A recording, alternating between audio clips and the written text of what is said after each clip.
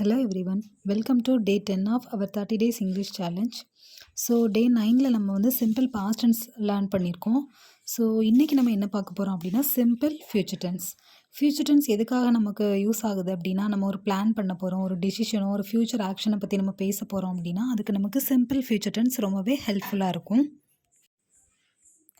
First, what is simple future tense? Future tense அப்படின்னா something வந்து லேட்டராக ஹேப்பன் ஆக போகுது, இனிமே தான் நடக்க போகுது, ஆனால் இப்போ கிடையாது, நாட் நவ், இனிமே தான் நடக்க போகுது. இப்போ எக்ஸாம்பிள்ஸ் எப்படின்னா நெக்ஸ்ட் வீக் இல்லை ஃப்யூச்சரில் அந்த மாதிரி கூட நம்ம சொல்லலாம். ஃப்யூச்சரில் பற்றி பேசுகிறதுக்காண்டி தான் நம்ம வந்து சிம்பிள் ஃப்யூச்சர் டென்ஸ் நம்ம யூஸ் பண்ணுவோம்.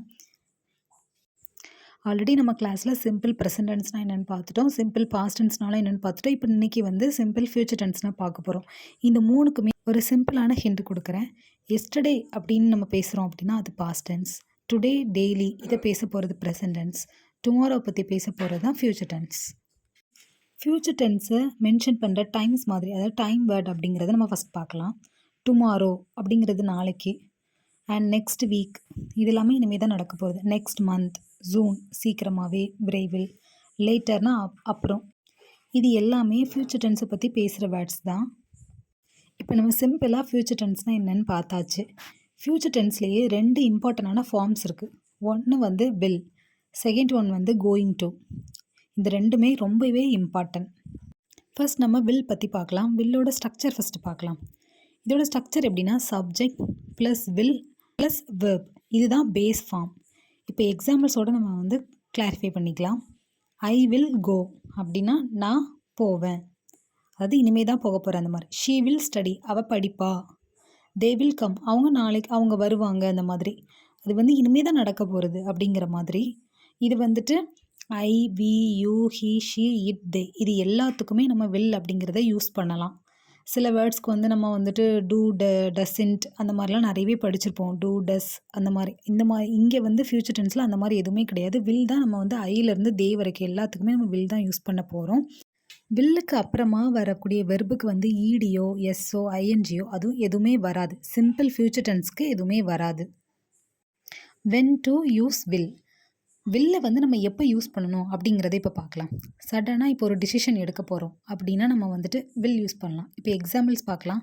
I am tired, I will sleep now. நான் டயர்ட் ஆகிட்டேன், அது முடிஞ்சிட்டு நான் தூங்க போகிறேன், இனிமேல் தான் அது நடக்க போகுது, so I will sleep now. Second one promise. இப்போ நீங்கள் ஒருத்தவங்களுக்கு ப்ராமிஸ் பண்ண போகிறீங்க அப்படின்னா நீங்கள் அதில் வில் யூஸ் பண்ணலாம். இப்போ எக்ஸாம்பிள்ஸ் பார்க்கலாம். ஐ வில் ஹெல்ப் யூ, நான் உனக்கு ஹெல்ப் பண்ணுவேன் அப்படின்னு நம்ம சொல்கிறோம். இது வந்து இனிமேல் தான் பண்ண போகிறோம். இந்த ப்ராமிஸ் பற்றி நம்ம பேசுகிறதுக்காண்டியும் நம்ம வில் யூஸ் பண்ணலாம். தேர்ட் ஒன் ப்ரெடிக்ஷன், அதாவது நம்ம கெஸ் பண்ணியிருப்போம். இப்போது இதுக்கு நம்ம எக்ஸாம்பிள்ஸோடையே கிளாரிஃபை பண்ணிக்கலாம். இட் வில் ரெயின் டுடே, ஒருவேளை இன்றைக்கி மழை வரலாம், மழை இன்றைக்கி வந்தாலும் வரலாம், அந்த மாதிரி நம்ம சொல்கிறோம். ஸோ அது வந்து இனிமே தான் அது நடக்க போகுது அப்படிங்கிறதுக்காண்டி நம்ம இதில் வில் யூஸ் பண்ணுறோம். ஒரு ப்ரிடிக்ஷன் இருக்குது அப்படின்னா நம்ம யூஸ் பண்ணலாம். ஸோ வில்லை வந்து நம்ம எப்போல்லாம் யூஸ் பண்ணலான்னு 3 இது பார்த்துருக்கோம். First one sudden decision, second one promise, third one prediction. So இப்போ உங்களுக்கு வில் பற்றி கொஞ்சம் கிளாரிஃபிகேஷன் கிடச்சிருக்கும். சிம்பிள் ஃப்யூச்சர் டென்ஸ்னால கொஞ்சம் உங்களுக்கு கிளாரிஃபிகேஷன் கிடச்சிருக்கும். இப்போ நம்ம காமன் மிஸ்டேக்ஸ், அதாவது வில்லை வச்சு என்னென்ன காமன் மிஸ்டேக்ஸ் இருக்குது அப்படிங்கிற மாதிரி நம்ம பார்க்கலாம். ஃபர்ஸ்ட் ஒன் ஷீ வில் கோஸ். இது வந்து தப்பு. ஏன்னா வில்லுக்கு அப்புறம் வர வேர்புக்கு நம்ம இஎஸ்ஓ, இடிஓ, ஐஎன்ஜிஓ எதுவுமே சிம்பிள் ப்ரெசன்ட் டென்ஸ்க்கு நம்ம சேர்க்கவே கூடாது. ஸோ கரெக்டான answer she will go. Second one I will study. இங்கேயும் சேம் அதே தான், இடிங்கிறத மென்ஷன் பண்ணியிருக்காங்க, வெறும் V2வாக மாற்றிருக்காங்க. அந்த மாதிரி எதுவுமே சிம்பிள் ப்ரெசன்ட் டென்ஸில் நம்ம மாற்றவே கூடாது. So I will study. அதாவது இதோட ரூல்ஸ் என்ன அப்படின்னா, வில் வந்துச்சு அப்படின்னா வில்லுக்கு அப்புறமா பேஸ் வெர்ப் ஒன்லி தான் வரணும். இது வந்து சிம்பிள் ஃப்யூச்சர் டென்ஸ்க்கு. ஃப்யூச்சர் கண்டினியூஸ், ஃப்யூச்சர் பெர்ஃபெக்ட்லாம் நான் அதுக்கு ஏற்ற மாதிரி அப்பப்போ எக்ஸ்பிளைன் பண்ணுறேன் உங்களுக்கு. நம்ம இப்போ வில் அப்படிங்கிறத பார்த்தாச்சு. நெக்ஸ்ட் நம்ம என்ன பார்க்க போகிறோம் அப்படின்னா going to. First going to அப்படிங்கிறதோட ஸ்ட்ரக்சர் பார்க்கலாம். Subject plus am, is, are, இந்த இதில் எதுனாலும் வரலாம். After that only going to, அதுக்கப்புறம் வெர்ப்.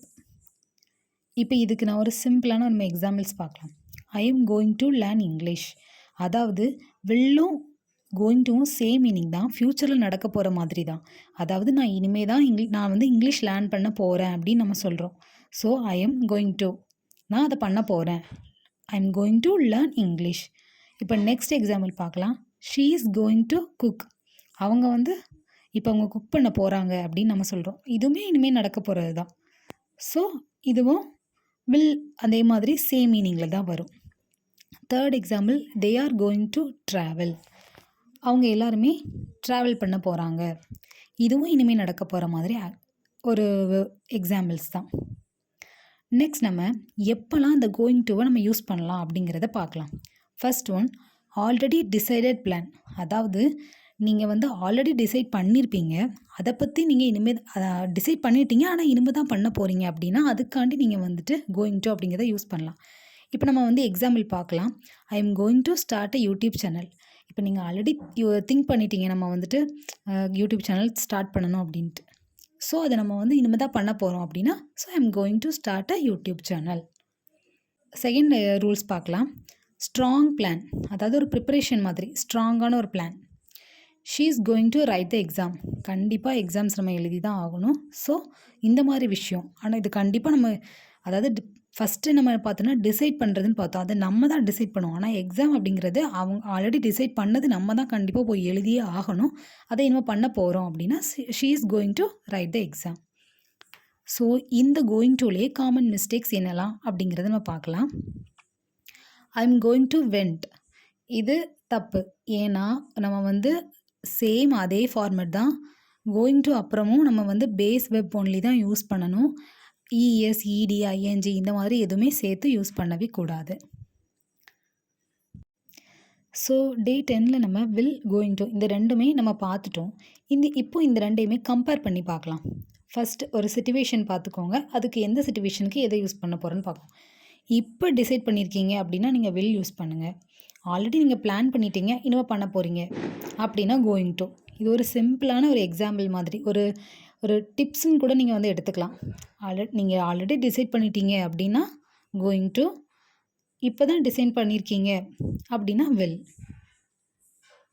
இதை இப்படின்னு கூட சொல்லலாம்.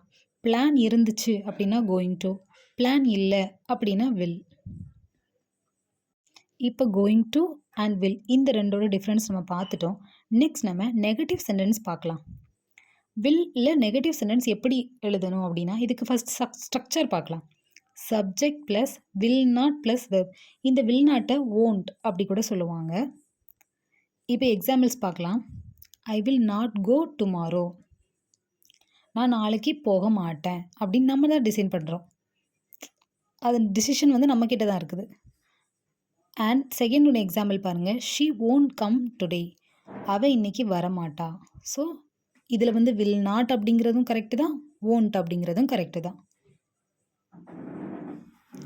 இப்போ கோயிங் டுவில் நம்ம நெகட்டிவ் சென்டென்ஸ் பார்க்கலாம் எப்படின்னு சொல்லிட்டு. First examples, I am not going to stop. Same அதே பேட்டர்ன் தான் இங்கேயும். ஆம் அதுக்கப்புறம் தான் நம்ம வந்து கோயிங் டுங்கிறத யூஸ் பண்ண போகிறோம். ஆனால் கோயிங் டுக்கு முன்னாடி நம்ம நாட் அப்படிங்கிறத யூஸ் பண்ணுறோம். பட் வில் அப்படின்னா நம்ம வில் ஆஃப்டர் தட் தான் நம்ம நாட்டுங்கிறத யூஸ் பண்ணுவோம். ஆனால் கோயிங் டு அப்படிங்கிறதுக்கு நம்ம பிஃபோரே கோயிங் டு அந்த வேர்டுக்கு முன்னாடி நம்ம நாட் அப்படிங்கிறத யூஸ் பண்ணுறோம். So I am not going to stop. நான் அவளை ஸ்டாப் பண்ண போகிறதா இல்லை அப்படிங்கிற மாதிரி. He is not going to attend. அவன் அதை போய் அட்டென்ட் பண்ணுற மாதிரி இல்லை அந்த மாதிரி. ஸோ டே 10ல் சிம்பிள் ப்ரெசன்டென்ஸ்க்கு நம்ம வந்துட்டு வில் அண்ட் கோயிங் டு இந்த ரெண்டுக்குமே நெகட்டிவ் சென்டென்ஸ் பார்த்துட்டோம். நெக்ஸ்ட் நம்ம என்ன பார்க்க போகிறோம் அப்படின்னா கொஸ்டின் ஃபார்மேட் பார்க்க போகிறோம். கொஸ்டின் ஃபார்மேட்டோட ஃபஸ்ட்டு ஸ்ட்ரக்சர் பார்க்கலாம். வில்லுக்கு will plus subject plus verb. நார்மலாக தான் நம்ம வந்து வில்லை மட்டும் ஃப்ரண்ட்டில் எடுத்துறோம். அப்புறம் நார்மல் பேசிக்கான ஒரு ஸ்ட்ரக்சர் தான்.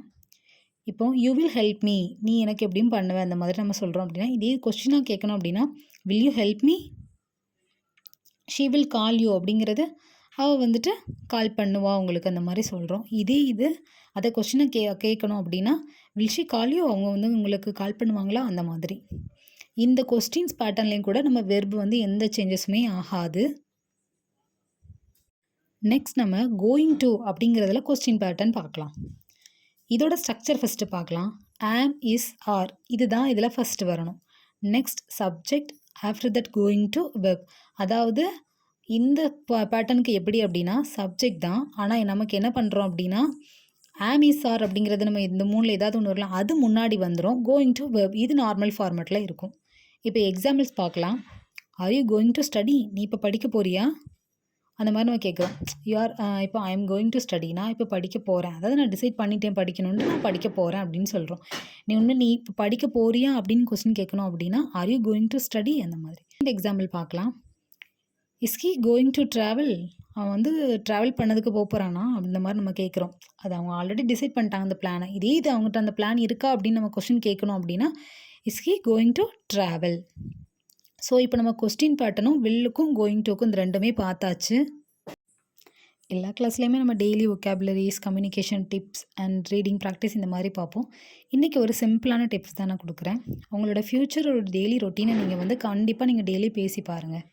இப்போ எக்ஸாம்பிள்ஸ் எப்படின்னா, tomorrow I will wake up early, நான் நாளைக்கு சீக்கிரமாக எந்திப்பேன். I am going to practice English, நீங்கள் ஆல்ரெடி டிசைட் பண்ணிட்டீங்க, நீங்கள் அதை பண்ண போகிறீங்க.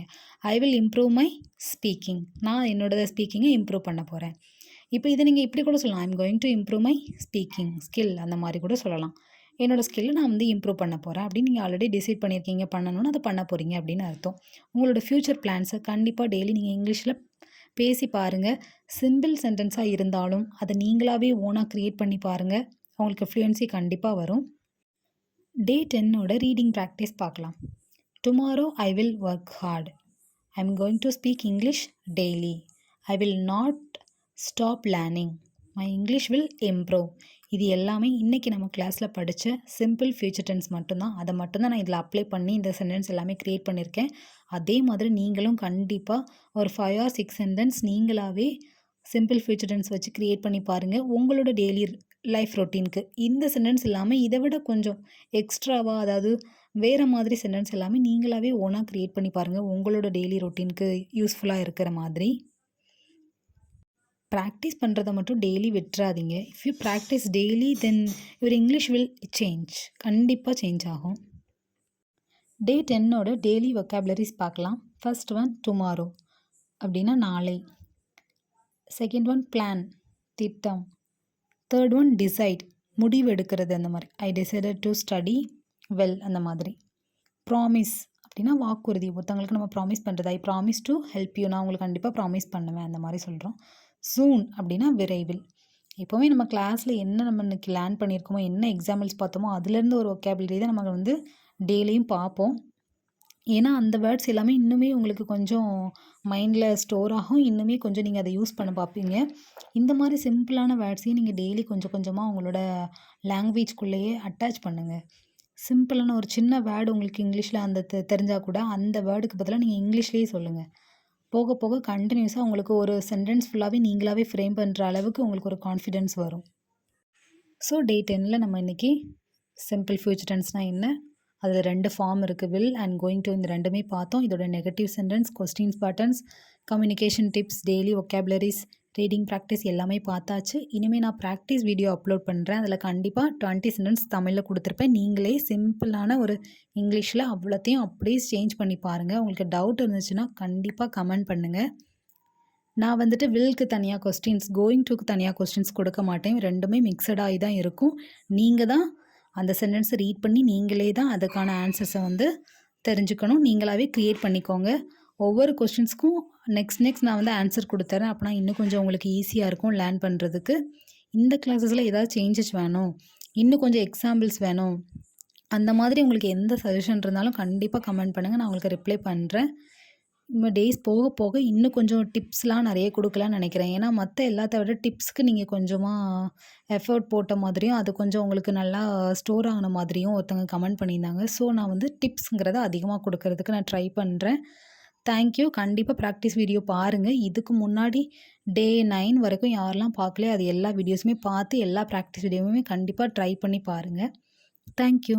Have a great day.